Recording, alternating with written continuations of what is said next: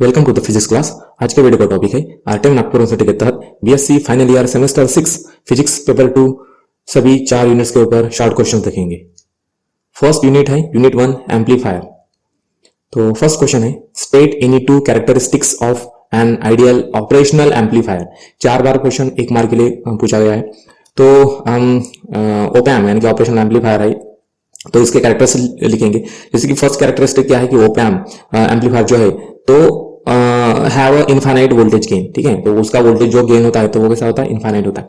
दूसरा होता है इसका कैरेक्टरिस्टिक्स कि इसका जो आउटपुट रेजिस्टेंस है ये तकरीबन 0 है। ठीक, और तीसरा थर्ड कैरेक्टरिस्टिक्स है इसकी कि जिसका इनपुट रेजिस्टेंस है वो ज्यादा होता है यानी कि इनफाइनाइट होता है, इसलिए आउटपुट रेजिस्टेंस कितना होता है, 0 होता है। नेक्स्ट है what is Barkhausen criterion for sustain oscillation. 3 बार 1 मार्क के लिए क्वेश्चन पूछा गया है। इसको हम इस तरह से समझेंगे कि for oscillations 2 basic conditions must be satisfied. First क्या है कंडीशन कि लूप गेन जो होता है वो 1 होना चाहिए, और दूसरा फीडबैक शुड बी पॉजिटिव यानी कि फीडबैक कैपेसिटर जो है, ठीक है, तो दैट शुड बी पॉजिटिव। तो यही क्राइटेरिया है फॉर सस्टेन ऑसिलेशंस के लिए। नेक्स्ट क्वेश्चन है give the pin diagram of IC 741। 1 बार क्वेश्चन पूछा गया 1 मार्क के लिए। तो ये है आपकी ओपैम IC 741 का, और इसको टोटल 8 पिन है। ठीक है, तो पहला पिन और 5वां पिन, ठीक है, ऑफसेट नल पिन है।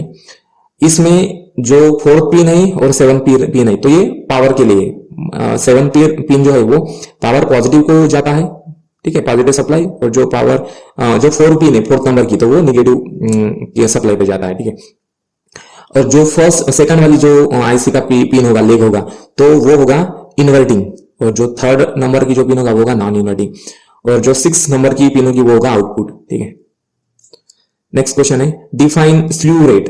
स्लीव रेट क्या है?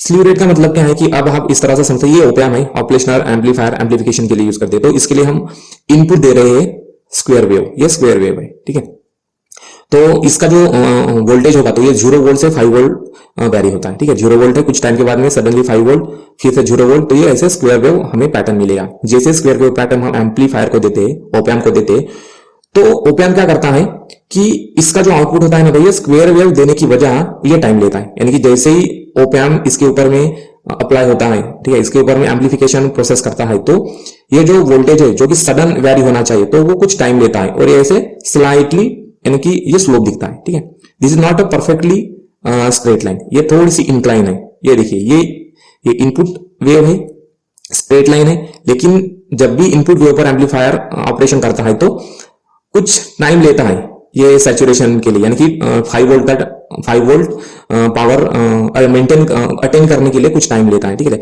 तो इसलिए क्या होता है, हमें स्ट्रेट लाइन की वजह से ऐसे स्लोप मिलता है, ऐसे स्लोप मिलता है। तो अब आप देखेंगे कि ये जो इनपुट है ये स्ट्रेट लाइन है, और ये आउटपुट है ये स्लोप है, तो इसमें जो भी ये डेविएशन आ रहा है, ठीक है, ये जो भी डेविएशन आ रहा है ये है इसका स्लीव रेट।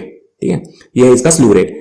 तो स्लीव रेट का मतलब क्या है यहाँ पर कि it is the maximum rate of change of output voltage with respect to time. ठीक है, यानी कि कितना टाइम लेता है ये, ठीक है, कितना वोल्टेज जो आउटपुट है, ठीक है, कितना वोल्टेज वेरी होता है विद रिस्पेक्ट टू टाइम। तो इसलिए अगर मैक्सिमम फ्रीक्वेंसी के इनपुट होगा तो हमारा स्लीव रेट कितना होना चाहिए, बहुत ज्यादा होना चाहिए, यानी कि वो जल्दी अटेन करना चाहिए वोल्टेज, तभी हमें डेविएशन नहीं मिलेगा। ठीक है, next draw the diagram of op amp as an integrator. Op amp as an integrator का डायग्राम निकालना है। तो ये है आपका ऑपरेशनल एम्पलीफायर, ठीक है, ये है इन्वर्टिंग, ये है नॉन इन्वर्टिंग। नॉन इन्वर्टिंग जो है पॉजिटिव, ये ग्राउंड को कनेक्टेड है, और जो इन्वर्टिंग रेजिस्टर्स के थ्रू इनपुट को कनेक्ट किया है, और यही नॉन इन्वर्टिंग कैपेसिटर को भी कनेक्ट किया है। कैपेसिटर आउटपुट और इन्वर्टिंग के अक्रॉस लगाया हुआ है। ठीक है, तो यही इंटीग्रेटर सर्किट है। नेक्स्ट क्वेश्चन है what is multi stage amplifier. 1 mark के लिए क्वेश्चन पूछा गया है।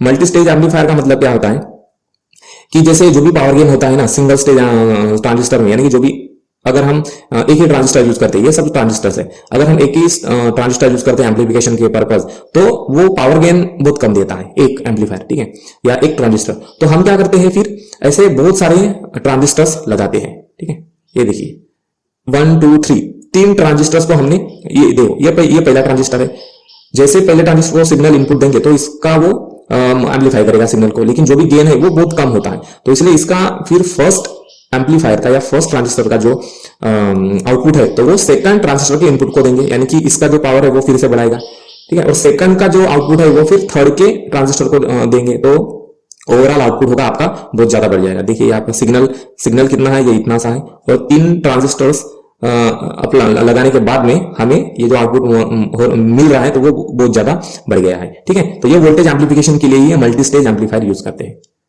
नेक्स्ट क्वेश्चन है give 2 applications of integrator circuit, ठीक है। इंटीग्रेटर सर्किट के दो एप्लीकेशंस बताने हैं।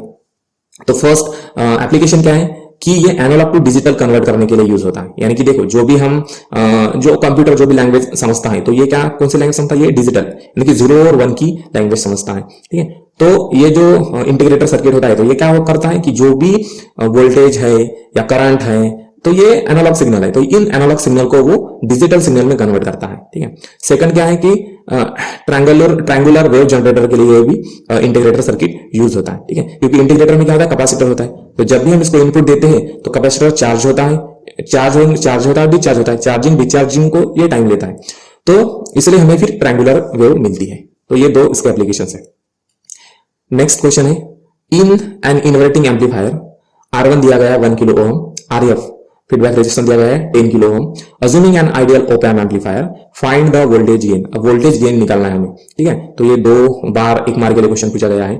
तो ये आपका इन्वर्टिंग एम्पलीफायर का डायग्राम है। इन्वर्टिंग का मतलब क्या होगा कि जो निगेटिव है, निगेटिव क्या है, इन्वर्टिंग टर्मिनल है इस ऑप एम्प का, तो ये रेजिस्टर के थ्रू इनपुट को लगेगा और ये फीडबैक होगा, तो ये आउटपुट और इन्वर्टिंग के अक्रॉस में रहेगा, ठीक है। और जो आपका नॉन इन्वर्टिंग है प्लस, तो ये ग्राउंड को रहेगा।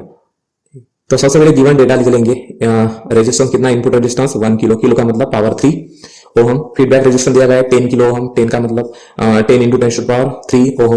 वोल्टेज गेन निकालना है। अब वोल्टेज गेन के लिए हमारे पास में फार्मूला है जो कि हमने एवी से डिनोट किया है वोल्टेज गेन को, AV equal to minus RF divided by R1। अब इस फार्मूले में जो भी गिवन डेटा है वो पुट करना है हमें, RF की वैल्यू पुट करना है और R1 की वैल्यू पुट करना है। इसे सॉल्व कर देंगे तो वोल्टेज गेन कितना मिलेगा हमें, -10, यानी कि 10 टाइम्स जो भी इनपुट है उसे ये एम्पलीफाई कराएगा ये, ठीक है। और इन्वर्टिंग है इसलिए ये निगेटिव है, ठीक है, इन्वर्टिंग इसलिए निगेटिव है। नेक्स्ट है in a negative feedback amplifier gain without feedback is 100, beta की वैल्यू 0.04 एंड इनपुट वोल्टेज है 50 milli volt, what is gain with feedback. अगर विदाउट फीडबैक हमें वोल्टेज गेन 100 मिलता है, ठीक है, तो फीडबैक यूज करके कितना मिलेगा, तो ये भी एक आपका इन्वर्टिंग एम्पलीफायर है, ठीक है। ये आपका नॉन इन्वर्टिंग। नेक्स्ट सबसे पहले हम इनपुट डेटा लिख लेंगे, वोल्टेज गेन है, सॉरी इनपुट वोल्टेज है 50 मिली वोल्ट, फीडबैक ये जो बीटा फीडबैक फ्रैक्शन बोलते हैं इसको 0.04 है, वोल्टेज गेन दिया गया है। अब गेन निकालना है विद नेगेटिव फीडबैक, तो इसके लिए फिर हम फार्मूला लिख लेंगे AVF, ठीक है, equal to A divided by 1 plus beta into A। तो इसमें वैल्यूज पुट कर देंगे और इसको सॉल्व कर देंगे। तो इसमें इस फार्मूला में वैल्यूज पुट कर देंगे और इसे सॉल्व कर देंगे तो हमें क्या मिलेगा, जो भी वोल्टेज गेन है फॉर नेगेटिव फीडबैक तो वो मिलेगा हमें 20, ठीक है। तो अगर हम फीडबैक यूज नहीं करते हैं तो हमें वोल्टेज गेन 100 मिलता है, लेकिन हम फीडबैक नेगेटिव फीडबैक जो रजिस्टर है वो यूज करते हैं तो हमें कितना मिलेगा 20 टाइम्स, यानी कि किसी भी इनपुट सिग्नल को 20 टाइम्स एम्पलीफाई। नेक्स्ट यूनिट है unit 2 fibre optics. First question है state any 2 advantages of optical fibre over metal wire. 1 mark के लिए 2 बार क्वेश्चन पूछा गया है कि इसमें ऑप्टिकल फाइबर्स के एप्लीकेशंस बताने या एडवांटेजेस बताने, यानी कि मेटल वायर क्यों नहीं यूज करना चाहिए इसके ऊपर। तो फर्स्ट एप्लीकेशन एडवांटेज क्या है कि जो ऑप्टिकल फाइबर्स होते हैं जो कि डेटा कम्युनिकेशन के लिए यूज होता है तो वो लाइट वेटेड होती है और साइज भी उनका स्मॉल होता है, यानी कि जो धागा होता है ना तो धागे के साइज का होते हैं वो, ठीक है। दूसरा है एडवांटेजेस की ऑप्टिकल जो फाइबर्स होते हैं तो सिग्नल को 100 टाइम्स फास्टर यानी कि बहुत जल्दी डेटा ट्रांसमिट करते हैं। तो जो भी हम इंटरनेट यूज करते हैं तो वो इंटरनेट का जो भी डेटा है तो वो ऑप्टिकल फाइबर्स के थ्रू ही ट्रांसमिट किया जाता है। थर्ड है एप्लीकेशन की ऑप्टिकल फाइबर जो होते हैं तो वो इंस्टॉलेशन के लिए भी इजी होते हैं और फ्लेक्सिबल होते हैं, ठीक है, तो वो जल्दी होते हैं और फ्लेक्सिबल होने के साथ साथ हम उसको जल्दी से इंस्टॉलेशन कर सकते हैं, कहीं से भी कर सकते हैं, ठीक है। तो फोर्थ है कि optical fibres are not affected by drastic environment condition, ठीक है, क्योंकि ये जो ऑप्टिकल फाइबर्स होते हैं तो इनके ऊपर में बहुत सारी कवरिंग होती है। इस डायग्राम में आप देख पा सकते हो कि ये काले कलर का भी एक कवरिंग है, उसके बाद में फिर मेटालिक कवरिंग होती है अंदर में, ठीक है, इस प्रोटेक्शन के लिए ऑप्टिकल फाइबर्स के, इसलिए धूप हो, गर्मी हो या सर्दी हो या बारिश हो तो इसके ऊपर कोई भी इतना दिक्कत नहीं आती है। ठीक है, नेक्स्ट क्वेश्चन है state any two applications of optical fibre. एक मार्क के लिए क्वेश्चन पूछा गया है। तो फर्स्ट एप्लीकेशन है कि optical fibres are use in a telephone signal transmission. ठीक है, इंटरनेट के लिए भी इसे यूज करते हैं, और फिर जैसे कि लोकल एरिया नेटवर्क है, ठीक है, या फिर लैन हो गया, तो उसके लिए भी ये ऑप्टिकल फाइबर्स यूज करते हैं। कि एक ही ऑफिस है और एक ही ऑफिस में आपको बहुत सारे कंप्यूटर्स को कनेक्ट करना है एक दूसरे के साथ में, तो तब भी ये ऑप्टिकल फाइबर्स यूज होते हैं। नेक्स्ट क्वेश्चन है why refractive index of core material is greater than cladding material in an optical fibre. एक मार्क के लिए क्वेश्चन पूछा गया। तो जनरली आप देख सकते हो कि ऑप्टिकल फाइबर कैसे बनता है। ऑप्टिकल फाइबर के अंदर में एक कोर होती है। कोर ये ऐसे रिफ्रैक्टिव ऐसे मटेरियल से बनी होती है कि, ठीक है, कि जिसका रिफ्रैक्टिव इंडेक्स कैसे होता है, ज्यादा होता है। ठीक है, और उसके बाद में क्लैडिंग होती है, उसके बाद में कवरिंग होती है, और ये जो क्लैडिंग है इसका रिफ्रैक्टिव इंडेक्स हमेशा कम होता है कोर से। तो ये क्यों होता है, इस डायग्राम से देख पा सकते हो। फर्स्ट वाली ये वाला ऑप्टिकल फाइबर है आपका, और ऑप्टिकल फाइबर्स के अंदर में हम लेजर को भेज रहे, लेजर के सिग्नल्स भेज रहे। तो क्या हो रहा है कि जब, क्योंकि ये कोर जो है, कोर का रिफ्रैक्टिव इंडेक्स कैसे है, ज्यादा है क्लैडिंग से, तो क्या होगा, जब भी हम लाइट को यहां से ट्रांसमिट करते हैं तो ये मल्टीपल टाइम्स इंटरनल रिफ्लेक्ट होता है। ठीक है, इसमें बहुत ज्यादा इंटरनल रिफ्लेक्शंस होते हैं। ठीक है, तो इसीलिए जो कोर होता है तो इसका जो रिफ्रैक्टिव इंडेक्स है वो ज्यादा रखते हैं देन द क्लैडिंग। अगर इसका कम रखते थे तो क्या होता कि हम जब भी लाइट इसमें से ट्रांसमिट करते थे तो वो यहां से लीक हो जाता। ठीक है, यानी कि बाहर चला जाता। तो इसलिए इसलिए कोर का जो रिफ्रैक्टिव इंडेक्स है तो वो हमेशा ज्यादा रखा जाता है, ताकि सिग्नल्स बाहर नहीं जाए और इंटरनल रिफ्लेक्शन की वजह से सिग्नल ट्रांसमिट हो। नेक्स्ट क्वेश्चन है डिफाइन क्रिटिकल एंगल। अब क्रिटिकल एंगल का मतलब क्या है। अब इसमें इस डायग्राम में आप देख पा सकते हो कि जैसे हम इस लेजर लाइट को अलग अलग डायरेक्शन से अलग अलग एंगल में सिग्नल भेज रहे हैं, तो आप इसमें देख पा सकते हो कि हर एक एंगल पर आपको रिफ्लेक्शन नहीं मिलता है। ठीक है, एक पर्टिकुलर एंगल पर ही आपको इंटरनल रिफ्लेक्शन मिलता है, नंबर ऑफ इंटरनल रिफ्लेक्शन, यानी कि जब भी मैक्सिमम टाइम्स सिग्नल, ठीक है, ये जो लेजर लाइट है ना, जितनी ज्यादा बार रिफ्लेक्ट होगा अंदर से तो उतना जल्दी वो ट्रांसमिट होगा। ठीक है, तो इसी एंगल को हम क्या कहते हैं, क्रिटिकल एंगल, यानी कि जिसमें मैक्सिमम टाइम्स रिफ्लेक्शन होनी चाहिए। ठीक है, तो इसी एंगल को क्या कहेंगे हम, क्रिटिकल एंगल। तो क्रिटिकल एंगल कैसे गिनेंगे हम, ये जो एक्सिस है, ये जो रेड लाइन दिख रही है ना, तो इसके अबाउट हमें ये एंगल गिनना है। सो ये वाला एंगल क्या होगा, हमारा क्रिटिकल एंगल होगा। नेक्स्ट क्वेश्चन है डिफाइन एक्सेप्टेंस कोन। अब एक्सेप्टेंस कोन का मतलब क्या है। एक्सेप्टेंस कोन का मतलब क्या है कि जैसे कि देखो कि जब भी हम लाइट को, लेजर लाइट को इंसिडेंट करते हैं एट वेरियस एंगल, ठीक है ना, अलग अलग एंगल पर इंसिडेंट करते तो अंदर में रिफ्लेक्शन होता है, इंटरनल रिफ्लेक्शन होता है। तो जिस अलाउड, यानी कि हर एक जो भी एंगल हम जो भी एंगल से हम लाइट को इंसिडेंट कर रहे हैं ऑप्टिकल फाइबर्स में, तो उस एंगल को अब हम गोल गोल घुमाएंगे, यानी कि इस कोन की जगह, कोन की तरह से। ठीक है, यानी कि चारों डायरेक्शन में हम चारों डायरेक्शन में इसको हम रोटेट करेंगे। ठीक है, तो हमें कोन जैसा शेप मिलेगा। तो इसी कोन जैसे शेप को क्या कहेंगे हम, एक्सेप्टेंस कोन। अब एक्सेप्टेंस कोन से हमें क्या पता चलता है कि एक्सेप्टेंस कोन से हमें पता चलता है कि इतने एरिया में ही इंटरनल रिफ्लेक्शंस हो सकते हैं। अगर इस कोन के बाहर आप जाएंगे, यानी कि इस कोन के बाहर के एंगल में आप लाइट इंसिडेंट करोगे ऑप्टिकल फाइबर्स में, तो वो रिफ्लेक्ट नहीं होंगे, वो लीक होंगे, सिग्नल्स लीक होंगे। ठीक है, तो एक्सेप्टेंस कोन हमें बताता है कि इतनी एंगल की लिमिट है और इतने एंगल के लिमिट में ही हमको डेटा ट्रांसमिट करना। ठीक है, नेक्स्ट क्वेश्चन है define numerical aperture of optical fibre. तो न्यूमेरिकल एपर्चर का मतलब क्या है कि जैसे हमने अभी इसमें देखा एक्सेप्टेंस एंगल देखा। ठीक है, तो ये साइन कर देंगे इसका। ठीक है, sine of acceptance angle is called as the numerical aperture. ठीक है, नेक्स्ट क्वेश्चन है डिफाइन बैंडविड्थ लेंथ प्रोडक्ट। ठीक है, 3 बार एक मार्क के लिए क्वेश्चन पूछा गया। तो बैंडविड्थ लेंथ प्रोडक्ट का मतलब क्या है। ठीक है, तो बैंडविड्थ लेंथ प्रोडक्ट का मतलब होता है कि कोई भी ऑप्टिकल फाइबर्स, ठीक है, कोई भी ऑप्टिकल फाइबर्स कितना डेटा कितनी दूरी तक ट्रांसमिट कर सकता है, यानी कि हर एक ऑप्टिकल फाइबर्स की एक लिमिट होती है। जैसे कि यहाँ आप इस टेबल में देख सकते हो कि जो एक इसमें फाइबर का टाइप दिया है, जैसे कि सिंगल मोड फाइबर है, तो सिंगल मोड फाइबर की बैंडविड्थ क्या होगी, 100 गीगाहर्ट्ज, ठीक है, 100 गीगाहर्ट्ज, यानी कि 100 गीगाहर्ट्ज का डेटा 1 किलोमीटर तक वो ट्रांसमिट कर सकता है। उसके बाद में डेटा की क्वालिटी पुअर होगी, यानी कि क्वालिटी उतनी क्वालिटी अच्छी क्वालिटी नहीं रहेगी, ठीक है। ये ग्रेडेड इंडेक्स टाइप फाइबर्स है, तो इसकी कैपेसिटी जो है, इसकी जो बैंडविड्थ लेंथ प्रोडक्ट होगा, तो ये कितना है 500 मेगाहर्ट्ज, ठीक है, 500 मेगाहर्ट्ज का है, और इसका 160 मेगाहर्ट्ज का, ठीक है। स्टेप इंडेक्स टाइप फाइबर्स का कितना है 20 मेगाहर्ट्ज किलोमीटर, यानी कि 20 मेगाहर्ट्ज 1 किलोमीटर तक वो अच्छे से ट्रांसमिट कर सकता है। यानी कि ये कैसे कैलकुलेट करते हैं एक्चुअली, बैंडविड्थ, यानी कि जनरली इसको हर्ट्ज में काउंट करते हैं, और इसकी लेंथ, ठीक है। अगर आपको 2 किलोमीटर सिग्नल ट्रांसमिट करना है तो आपको कितना लगेगा, ये 100 गीगाहर्ट्ज का है तो फिर 50 करना पड़ेगा, ठीक है, यानी कि 50 गीगाहर्ट्ज का आप 2 किलोमीटर तक ट्रांसमिट कर सकते हो, ठीक है। नेक्स्ट क्वेश्चन है, calculate the velocity of light in glass having refractive index 1.5। 2 बार 1 मार्क के लिए क्वेश्चन पूछा गया है, तो हमें इसमें रिफ्रैक्टिव इंडेक्स दिया गया है और वेलोसिटी निकालना है लाइट की थ्रू ग्लास। तो इसको हम इस तरह से समझते हैं, तो एक ग्लास है और ग्लास से हम लाइट को इंसिडेंट कर रहे हैं इस ग्लास के ऊपर, तो ग्लास से लाइट आर पार निकल के जा रहा है ये बाहर, इसी को हम क्या कहते हैं, रिफ्रैक्शन कहते हैं। तो यही रिफ्रैक्शन दिया गया है, इस ग्लास का रिफ्रैक्टिव इंडेक्स दिया गया है, ठीक है। तो रिफ्रैक्टिव इंडेक्स ये हमें बताता है कि लाइट, जब भी कोई लाइट, ठीक है, जब भी कोई लाइट किसी भी मटेरियल से जाता है तो वो मटेरियल लाइट को कितना बेंड कर पाता है, इसी को रिफ्रैक्टिव इंडेक्स कहते हैं, ठीक है। तो अब यहां से हम लाइट की वेलोसिटी निकालेंगे। तो गिवन स्पीड क्या है, गिवन स्पीड ऑफ लाइट दी गई है 3 × 10⁸ मीटर पर सेकंड, रिफ्रैक्टिव इंडेक्स दिया गया है। अब हमें स्पीड निकालना है ग्लास के अंदर। अगर ये लाइट की स्पीड एयर में या वैक्यूम में इतनी होगी, 3 लाख किलोमीटर पर सेकंड होगी, तो ग्लास के अंदर में कितनी होगी इसकी स्पीड, ये निकालना है।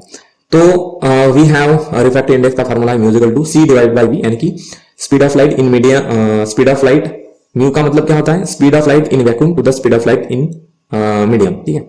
तो हमें speed of light in medium निकालना है, तो v = c / म्यू, यहाँ पर वैल्यूज पुट कर देंगे और इसको सॉल्व कर देंगे, तो हमें क्या मिलेगा, वेलोसिटी 2 × 10⁸ मीटर पर सेकंड। यानी कि इसका मतलब क्या हुआ कि जो लाइट की स्पीड है तो वो ग्लास के अंदर में कम हो रही है, ठीक है। इसका मतलब ये हुआ कि लाइट की स्पीड वैक्यूम में 3 लाख किलोमीटर पर सेकंड है, तो ग्लास में 2 लाख किलोमीटर पर सेकंड है, यानी कि 1 लाख किलोमीटर पर सेकंड की स्पीड कम हो गई, ठीक है। तो इसका मतलब यह है कि जब भी लाइट बेंड होता है तो उसकी स्पीड कम हो जाती है। नेक्स्ट क्वेश्चन है, compute the acceptance angle of N optical fibre from the following data.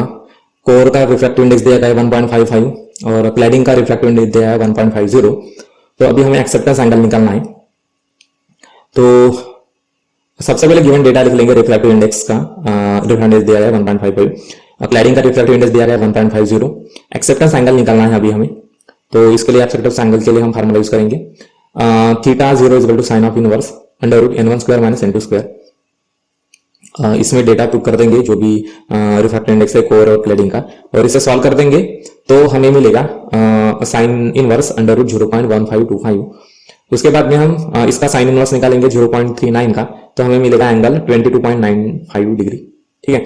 तो 22 अप्रोक्सीमेटली 23 डिग्री पर हमें इसको ये इसका एक्सेप्टेंस एंगल होगा, यानी कि 23 डिग्री पर हमें इंसिडेंट करना लाइट, ताकि हमें मल्टीपल रिफ्लेक्शंस मिले और डेटा हमारा ट्रांसमिट हो सके। नेक्स्ट क्वेश्चन है, in an optical fibre the refractive index of core is 1.50 and cladding is dope to given relative refractive index difference of 0.0005। What is refractive index of cladding, ठीक है। यानी कि refractive index का difference दिया गया है cladding और core के बीच में, कितना है 0.0005 है, ठीक है। और कोर का रिफ्रैक्टिव इंडेक्स दिया गया है, तो क्लैडिंग का कितना होगा ये निकालना है, ठीक है। तो जैसे कि ये प्रीवियस एग्जांपल में देखा था कि रिफ्रैक्टिव इंडेक्स की वजह से क्या होता है कि कोई भी मटेरियल लाइट को बेंड कर लेता है, बेंड करने से क्या होगा कि उसमें मल्टीपल रिफ्लेक्शंस होंगे, तो यही मल्टीपल रिफ्लेक्शंस डेटा ट्रांसमिशन के लिए हमें चाहिए होता है। तो सबसे पहले गिवन में डेटा लिख लेंगे, रिफ्रैक्टिव इंडेक्स दिया गया है कोर का 1.50, वैसे ही रिफ्रैक्टिव इंडेक्स का रिलेटिव रिफ्रैक्टिव इंडेक्स दिया गया है 0.0005, इतना डिफरेंस है उसमें। तो क्लैडिंग का रिफ्रैक्टिव इंडेक्स कितना है वो हमें निकालना है। तो अब रिलेटिव रिफ्रैक्टिव इंडेक्स का फार्मूला हम यूज करेंगे, del = n1² - n2² divided by 2 times n1। तो यहां से हमें n2 निकालना है, तो n2 का मतलब क्या होगा, फिर ये वाला n2 निकालना है, तो ये डिनोमिनेटर की ब्रैकेट को del के साथ में मल्टीप्लाई कर देंगे हम, ठीक है, और इसको फिर इक्वेट करेंगे। अब n2 निकालना है तो क्या करना पड़ेगा, ये स्क्वायर को निकालना पड़ेगा, तो अंडर रूट कर देंगे। उसके बाद में इस फार्मूला में हम वैल्यूज पुट कर देंगे और इसे सॉल्व कर देंगे। सॉल्व करने के बाद में हमें फाइनल n2 की वैल्यू मिलेगी 1.499, यानी कि आपको तो मिली 1.499, यानी कि ये क्लैडिंग की रिफ्रैक्टिव इंडेक्स होगा। और हमेशा ऑप्टिकल फाइबर्स में क्लैडिंग का रिफ्रैक्टिव इंडेक्स कोर के रिफ्रैक्टिव इंडेक्स से कम होता है, तो ये आपको ध्यान में रखना है। नेक्स्ट क्वेश्चन है, what are the different types of dispersion in an optical fibre. अब डिस्पर्शन मतलब क्या होता है? डिस्पर्शन का मतलब होता है कि जैसे कि हम प्रिज्म में अगर लाइट को पास करते हैं तो लाइट भी डिस्पर्स होती है, ठीक है। या फिर जो भी सनलाइट एटमॉस्फेयर में, हमारे अर्थ के एटमॉस्फेयर में एंटर होता है तो लाइट भी डिस्पर्स होता है, ठीक है। तो डिस्पर्स का मतलब कि फैलता है, ठीक है। तो इसमें 3 तरह के डिस्पर्शंस होंगे ऑप्टिकल फाइबर्स में। पहला होगा इंटरमोडल डिस्पर्शंस। इंटरमोडल डिस्पर्शंस का मतलब कि ये देखिए कि जो अगर हम लाइट को अलग अलग एंगल में इंसिडेंट करते हैं तो यहाँ पर भी जो इंटरनल जो रिफ्लेक्शन हो रहा है तो वो अलग अलग डिस्टेंस पर हो रहा है, तो इसको हम इंटरमोडल डिस्पर्शन कहेंगे। नेक्स्ट है क्रोमेटिक डिस्पर्शन। क्रोमा का मतलब लाइट। अगर हम सिंगल लाइट यूज करने के बजाय अगर हम 2 लाइट यूज करते हैं, 2 अलग अलग फ्रीक्वेंसी या 2 अलग अलग वेवलेंथ के लाइट यूज करते हैं तो उनके वजह से भी डिस्पर्शन आता है। यानी कि कोई लाइट, यानी कि हो सकता है वो सबसे पहले चला जाए और दूसरा लैगिंग करे, ठीक है। इसमें भी इसको क्रोमेटिक डिस्पर्शन कहेंगे। दूसरा है कि वेवलाइट डिस्पर्शन, ठीक है। तो या फिर पोलराइजेशन डिस्पर्शन भी कहा जाता है। तो इसमें क्या होता है कि लाइट पोलराइज हो जाता है ऑप्टिकल फाइबर्स के पास होने के बाद में, ठीक है। नेक्स्ट यूनिट है यूनिट 3 कम्युनिकेशन। फर्स्ट क्वेश्चन है define phase modulation. Phase modulation को डिफाइन करना है। तो सबसे पहले मॉड्यूलेशन देखेंगे। मॉड्यूलेशन क्या होता है कि किसी भी कैरियर, किसी भी सिग्नल को ट्रांसमिट करने के लिए, ठीक है, अगर हम उसको डायरेक्टली ट्रांसमिट नहीं कर सकते, अगर डायरेक्ट ट्रांसमिट करेंगे तो क्या होगा कि उसका जो सिग्नल जो होगा, क्वालिटी होगी तो वो पुअर हो जाएगी, यानी कि क्वालिटी उसकी लीक हो जाएगी, यानी कि उतनी क्वालिटी नहीं रहेगी। और जब भी ज्यादा दूरी तक हमें उसको ट्रांसमिट करना होगा तो उस सिग्नल में एटेन्यूएशन आएगा या फिर उसके एम्पलीट्यूड्स कम होंगे, यानी कि डेटा वीक हो जाएगा, ठीक है। तो इसीलिए क्या किया जाता है कि एक कैरियर वेव ली जाती है जिसके ऊपर में ऑडियो फ्रीक्वेंसी को फिर ट्रांसमिट किया जाता है, किसी भी सिग्नल को ट्रांसमिट किया जाता है। तो उसके लिए एक मॉड्यूलेटर यूज होता है, मॉड्यूलेटर फ्रीक्वेंसी और कैरियर फ्रीक्वेंसी, ठीक है। इन दोनों के साथ में आपका जो सिग्नल होता है तो वो भेज दिया जाता है। तो इसके लिए एम्पलीट्यूड मॉड्यूलेशन और फ्रीक्वेंसी मॉड्यूलेशन और फेज मॉड्यूलेशन, ये 3 तरह के मॉड्यूलेशन है डेटा ट्रांसमिशन के लिए, ठीक है। तो एम्पलीट्यूड मॉड्यूलेशन में क्या होता है कि ये जो आपका सिग्नल है तो हाई एम्पलीट्यूड, लो एम्पलीट्यूड, हाई एम्पलीट्यूड, लो एम्पलीट्यूड, अल्टरनेट हाई और लो एम्पलीट्यूड के फॉर्म में भेजा जाता है। फ्रीक्वेंसी मॉड्यूलेशन में क्या होता है कि यहां पर देखिए कि यहां पर क्या है, फ्रीक्वेंसी बढ़ रही है, यहां पर कम हो रही है, यहां पर बढ़ रही है, तो इंक्रीजिंग एंड डिक्रीजिंग फ्रीक्वेंसी के फॉर्म में आपके सिग्नल को ट्रांसमिट किया जाता है। तो फेज मॉड्यूलेशन का मतलब क्या है, यहाँ पर कि जो भी ऑडियो फ्रीक्वेंसी सिग्नल जो होता है तो वो फेज चेंज करता है कैरियर वेव के साथ में, ठीक है, without changing amplitude and frequency. Amplitude और फ्रीक्वेंसी चेंज नहीं होता। इसमें एम्पलीट्यूड मॉड्यूलेशन में एम्पलीट्यूड चेंज होता है, फ्रीक्वेंसी मॉड्यूलेशन में फ्रीक्वेंसी चेंज होती है, ठीक है। बाकी फेज वगैरह सेम होता है। लेकिन फेज मॉड्यूलेशन में क्या होता है कि फेज चेंज होता है और एम्पलीट्यूड और फ्रीक्वेंसी ये दोनों चेंज हो सकती है, ठीक है।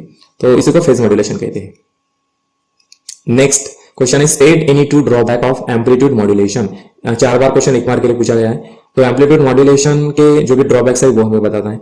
फर्स्ट, एम्पलीट्यूड मॉड्यूलेशन क्या होता है कि जो भी ऑडियो सिग्नल होता है तो उसे ट्रांसमिट करने के लिए बहुत दूरी तक, ज्यादा दूरी तक ट्रांसमिट करने के लिए हम एक मॉड्यूलेटर वेव और कैरियर वेव यूज करते हैं, ठीक है। तो दोनों वेव्स की मदद से हम ऑडियो सिग्नल को ट्रांसमिट कर सकते हैं।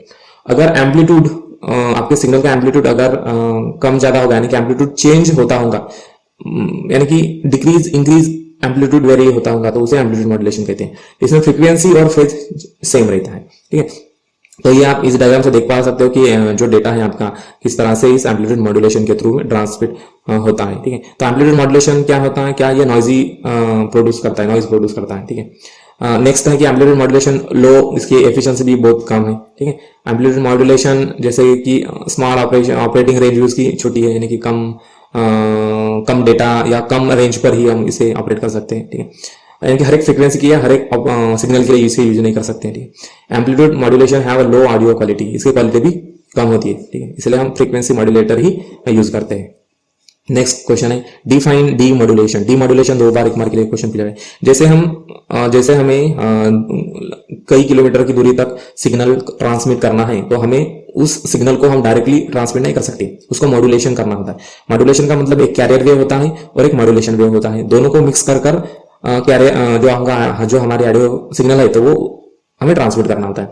तो ट्रांसमिट करने के बाद में सिग्नल का भी हम रीड भी तो करना है, ठीक है। तो रीड करने के लिए जो भी कैरियर वेव्स है और मॉड्यूलेटिंग सिग्नल है तो सबको हमें फिल्टर करना होता है। तो इसी प्रोसेस को हम क्या कहते हैं, डीमॉड्यूलेशन कहते हैं, ताकि हमें प्योर सिग्नल मिल जाए और इस सिग्नल को फिर हम रीड कर सके।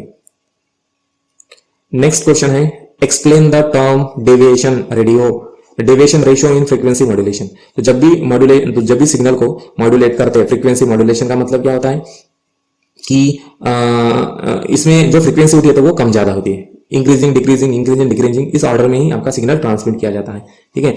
तो इसमें क्या निकलना है आपको, डेविएशन निकलना है। डेविएशन रेशियो हम कैसे पता चलेगा कि अब इसमें देख सकते हो कि यहाँ पर कैरियर वेव है और मॉड्यूलेशन वेव है, ठीक है। तो जब भी आपका जो ये रेशियो यानी कि डेविएशन कितना आ रहा है, इसमें देखो कि इसमें एक सिग्नल मिसिंग है, यानी कि इसमें बहुत ज्यादा डेविएशन आ गया है, ठीक है।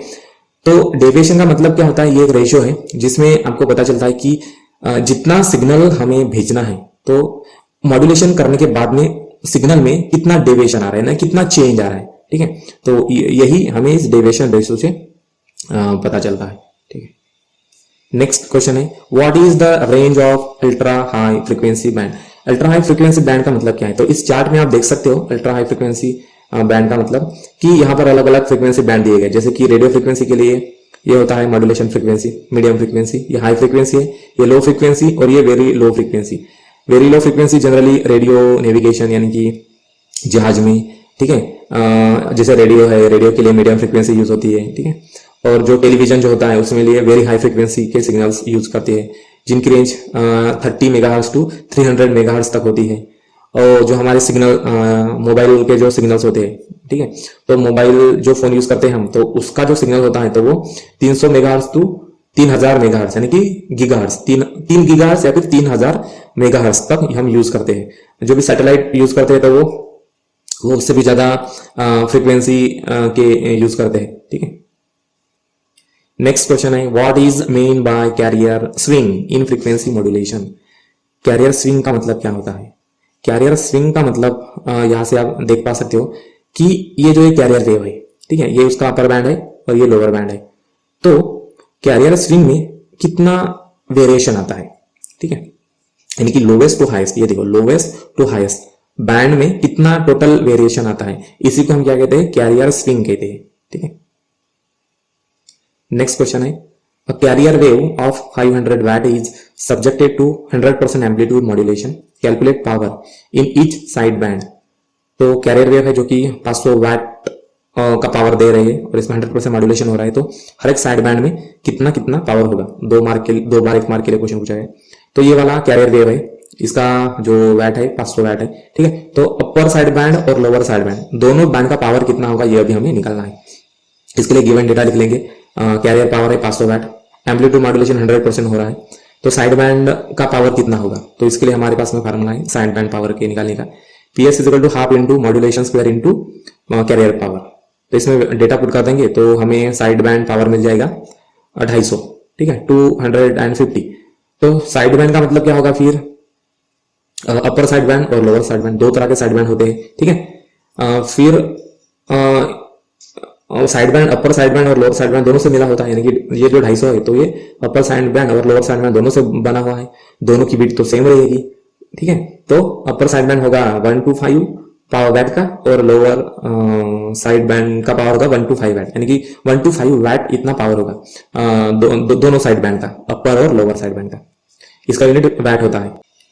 नेक्स्ट क्वेश्चन है a modulated carrier wave has a maximum and minimum amplitude of 750 millivolt and 250 millivolt, calculate the value of percentage modulation. 1 mark के लिए क्वेश्चन पूछा गया है।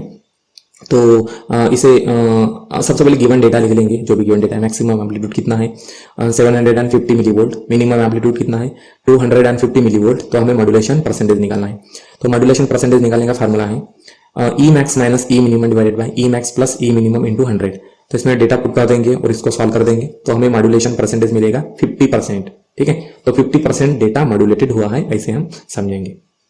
नेक्स्ट क्वेश्चन है, if frequency deviation is 40 kilohertz and modulating frequency is 8 kilohertz, what is the modulation index. ठीक है, तो modulation index अभी हमें निकालना है। तो मॉड्यूलेशन इंडेक्स हमें क्या बताता है, एक्चुअली ये डेविएशन बताता है, यानी कि जब भी हम सिग्नल को मॉड्यूलेट करते हैं तो उसमें डेविएशन कितना आता है सिग्नल में, तो यही हमें अभी इसमें निकालना है। तो हम सबसे पहले जो भी गिवन डेटा है वो लिख लेंगे।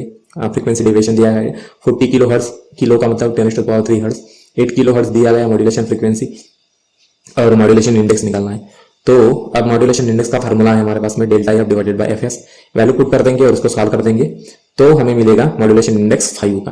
ठीक है, नेक्स्ट यूनिट है unit 4 number system. First question है, define nibble and byte of a data.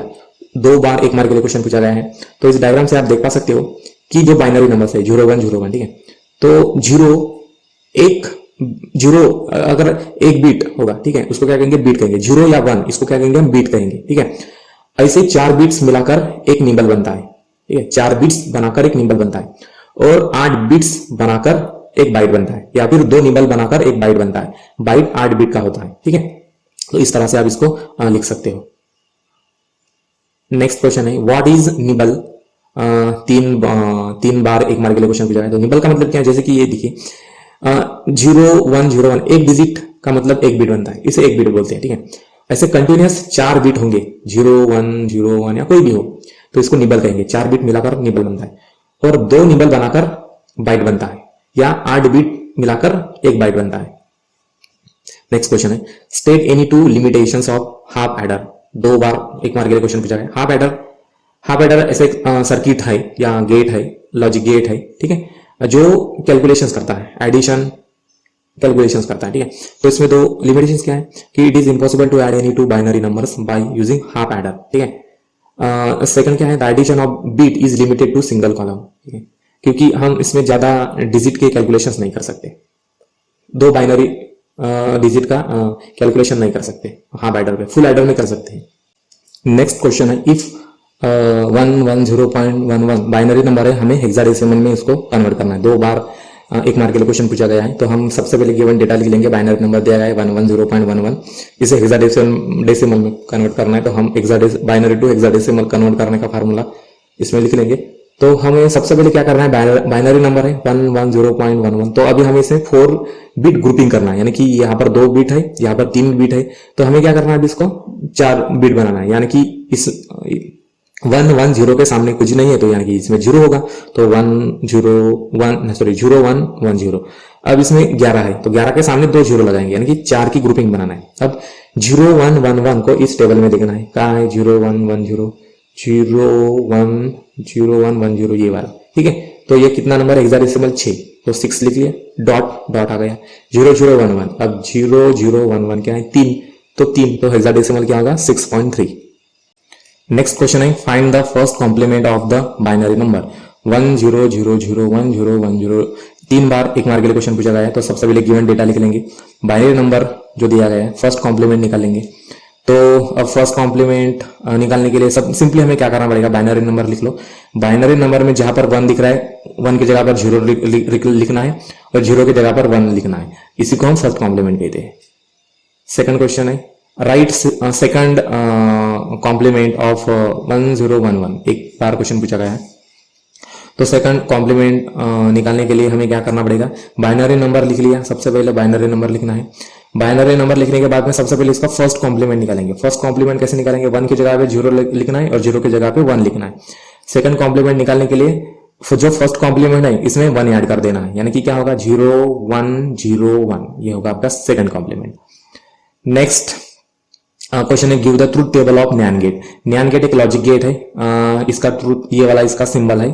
ठीक है, ये इनपुट है, ए और बी 2 इनपुट्स रहते हैं और एक ही आउटपुट रहता है। ठीक है, इसका ये फार्मूला है A.B बार। इनपुट ये ट्रूथ टेबल है, अगर हम इनपुट को 0 0 देते हैं नैंड गेट के इनपुट को, तो आउटपुट हमें 1 मिलता है। ठीक है, 0 1 देंगे तो भी 1 मिलेगा, 1 0 देंगे तो भी 1 मिलेगा आउटपुट। अगर इनपुट 1 1 देते हैं तो 0 मिलेगा, ये इसका ट्रूथ टेबल है। नेक्स्ट क्वेश्चन है, draw logic diagram of XOR gate. Exclusive OR gate and its symbol, 2 बार 1 मार्क के लिए क्वेश्चन पूछा गया है। तो ये ऑर गेट का लॉजिक डायग्राम है, ये ऐसे डायग्राम आपको निकालना पड़ेगा, ठीक है। तो ये ऑर गेट है, ठीक है, ये नैंड गेट है, ये एंड गेट है। तो इसका ये सिंबल है, ये 2 इनपुट्स और 1 आउटपुट, ठीक।